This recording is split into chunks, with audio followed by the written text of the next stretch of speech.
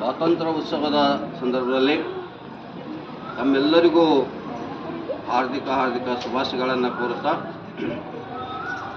ಭವ್ಯವಾದಂಥ ಭಾರತದ ಇತಿಹಾಸದಲ್ಲಿ ಈ ದೇಶಕ್ಕಾಗಿ ತ್ಯಾಗ, ಬಲಿದಾನ, ಸೇವೆ ಮಾಡಿದಂಥವರನ್ನು ನೆನಪು ಮಾಡಿಕೊಳ್ಳುವಂಥ ವಿಶೇಷವಾದಂಥ ದಿನ ಇವತ್ತು ಯಾವುದು ಅಂದರೆ ಸ್ವಾತಂತ್ರ್ಯ ಉತ್ಸವ. ಯಾಕಂದರೆ ಸ್ವಾತಂತ್ರ್ಯ ಅಂದರೆ ಏನು ಅಂದರೆ, ನಮ್ಮ ಭವ್ಯವಾದಂಥ ಭಾರತ ಪ್ರಾಚೀನ ಕಾಲದಿಂದ ಅನ್ನೋಕ್ಕಿಂತ ಅನಾದಿ ಕಾಲದಿಂದ ಶಾಂತಿಯ ಒಂದು ದೇಶ. ಆದರೆ ಈ ಶಾಂತಿಯ ದೇಶದಲ್ಲಿ ವಿದೇಶಿಯರು ಆಕ್ರಮಣ ಮಾಡಿ ಇಲ್ಲಿ ಅಶಾಂತಿಯನ್ನು ಉಂಟು ಮಾಡಿದರು. ಅಶಾಂತಿಯನ್ನು ಉಂಟು ಮಾಡಿ ತಮ್ಮದೇ ಆದಂಥ ಆಡಳಿತ, ತಮ್ಮದೇ ಆದಂಥ ಪ್ರಭುತ್ವವನ್ನು ಸ್ಥಾಪನೆ ಮಾಡಿ ನಮ್ಮವರನ್ನು ನಿದ್ರೆಗೆಡಿಸಿದರು.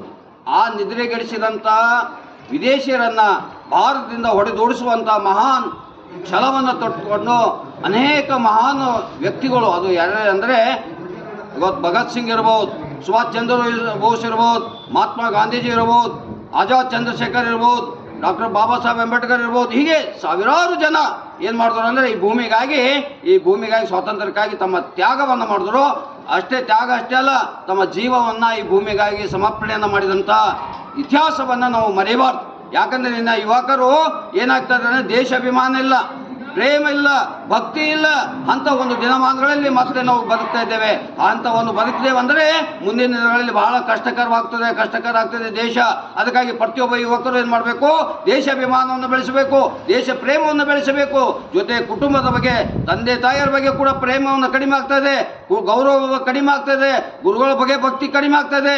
ಇಂಥದ್ದು ದಿನಮಾನಗಳಲ್ಲಿ ನಮ್ಮ ಯುವಕರು ಏನು ಮಾಡ್ತಾ ಇದ್ದಾರೆ, ಮೊಬೈಲ್ನಲ್ಲಿ ಬಲಿಯಾಗಿ ಸತ್ಯ, ನ್ಯಾಯ, ನೀತಿ, ತ್ಯಾಗ, ಬಲಿದಾನ, ದೇಶದ ಬಗ್ಗೆ ಅರಿವು ಕಡಿಮೆ ಆಗುವಂಥ ದಿನಮಾನಗಳಲ್ಲಿ ನಾವು ಗುರುಗಳಾದಂಥವ್ರು ಏನು ಮಾಡಬೇಕಂದ್ರೆ, ವಿದ್ಯಾರ್ಥಿಗಳಲ್ಲಿ ದೇಶ ಪ್ರೇಮವನ್ನು, ನಾನು ಮೊದಲಲ್ಲ ನನ್ನ ದೇಶ ಮೊದಲು ಎಂಬ ಭಾವನೆಯನ್ನು ಪ್ರತಿಯೊಬ್ಬ ಯುವಕರಲ್ಲಿ, ಆ ಕ್ರಾಂತಿಯ ಕಿಚ್ಚನ್ನು ನಾವು ಮತ್ತೆ ನೆನಪು ಮಾಡಿಕೊಂಡಾಗ ಪ್ರತಿಯೊಂದು ಪಠ್ಯ ಪುಸ್ತಕದಲ್ಲಿ ಕೂಡ ದೇಶಕ್ಕಾಗಿ ದುಡಿದಂಥ ಮಹಾನ್ ವೀರ ಯೋಧರ ಕಥೆಗಳನ್ನು ನಮ್ಮ ಚರಿತ್ರೆಯಲ್ಲಿ ಹೆಚ್ಚು ನಮ್ಮ ಸರ್ಕಾರವನ್ನು ಮಾಡಬೇಕಾಗಿದೆ. ನಮ್ಮ ದೇಶದ ಸರ್ಕಾರ, ಕೇಂದ್ರ ಸರ್ಕಾರ ಇರ್ಬೋದು, ರಾಜ್ಯ ಸರ್ಕಾರ ಇರ್ಬೋದು, ಅವ್ರು ಏನು ಮಾಡಬೇಕು, ದೇಶಕ್ಕಾಗಿ ತ್ಯಾಗವನ್ನು ಮಾಡಿದಂಥ ವಿಶೇಷವಾದಂಥ ಪಠ್ಯ ಪುಸ್ತಕದಲ್ಲಿ ಹೆಚ್ಚಿನ ಸಂಖ್ಯೆಯಲ್ಲಿ ಇದೆ. ಆದರೆ ಹೆಚ್ಚಿನ ಸಂಖ್ಯೆಯಲ್ಲಿ ಸೇರಿಸಿಕೊಂಡು ನಮ್ಮ ಯುವಕರನ್ನು ದೇಶದ ಅಭಿಮಾನ ಕಡೆ, ದೇಶದ ಭಕ್ತಿಯ ಕಡೆ, ತಾಯಿ ತಂದೆಯ ಭಕ್ತಿಯ ಕಡೆ, ಗುರು ಭಕ್ತಿಯ ಕಡೆ ಹೋಗಬೇಕಂತ ಕೆಲಸವನ್ನು ನಾವು ಎಲ್ಲರೂ ಸೇರಿ ಮಾಡಬೇಕಾಗಿದೆ. ಇಂಥ ಒಂದು ದಿನಮಾನಗಳಲ್ಲಿ ಸಮಯ ಭಾಳಾಗಿದೆ. ಹಾಗಾಗಿ ಸಮಯಕ್ಕಿಂತ ನಮ್ಮಲ್ಲಿ ಏನಾಗಿದೆ, ದೇಶಾಭಿಮಾನ ಬೇಕು.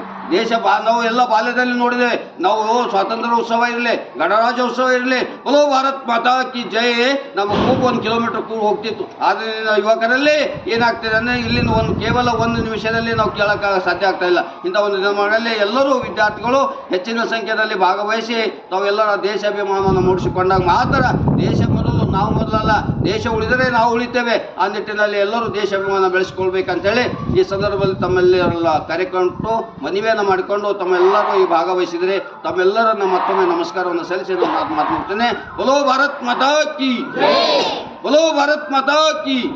ಧನ್ಯವಾದ.